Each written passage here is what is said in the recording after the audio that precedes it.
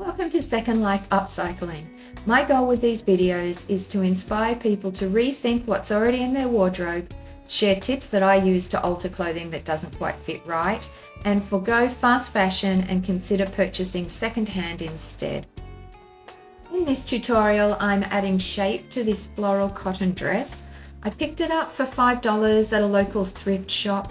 I love the fabric. It's cool and flowing, but a bit too big for me. The structure is good, so I don't have to do too much to salvage it.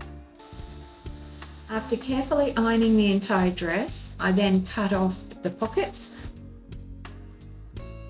I am then going to reduce the width of the dress by taking in the side seams. The amount really depends on how ill-fitting the dress is or how fitted you want it to be.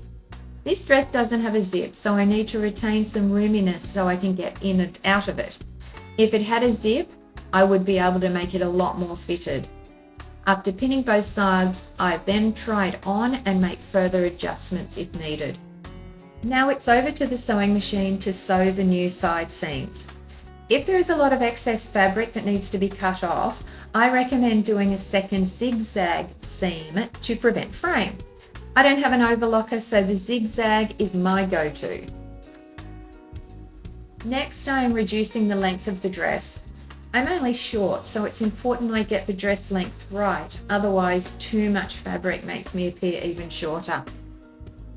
You'll notice I've used clips to attach the dress to the table. This prevents the fabric slipping while I cut the new hem. A professional sewer would measure, but I can't be bothered and do almost everything by eye.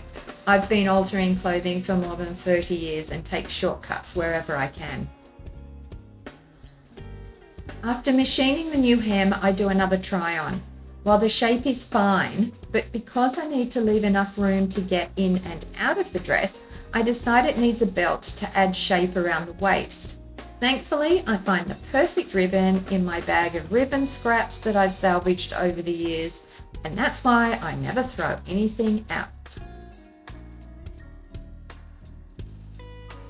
And here it is finished. This is a great dress that I can wear casually or to work with or without the ribbon sash belt. Which do you prefer? Let me know in the comments. Would you have done this project differently? Should I transform it further? I'd love to hear your ideas. Thanks for watching. Let me know in the comments below if you've done something similar to a dress that's too big, or if you've got a simpler method. And if you love thrifting and upcycling and want ideas on what you can do to keep clothing, furniture and other household items from ending up in landfill, make sure you subscribe for updates. See you next time.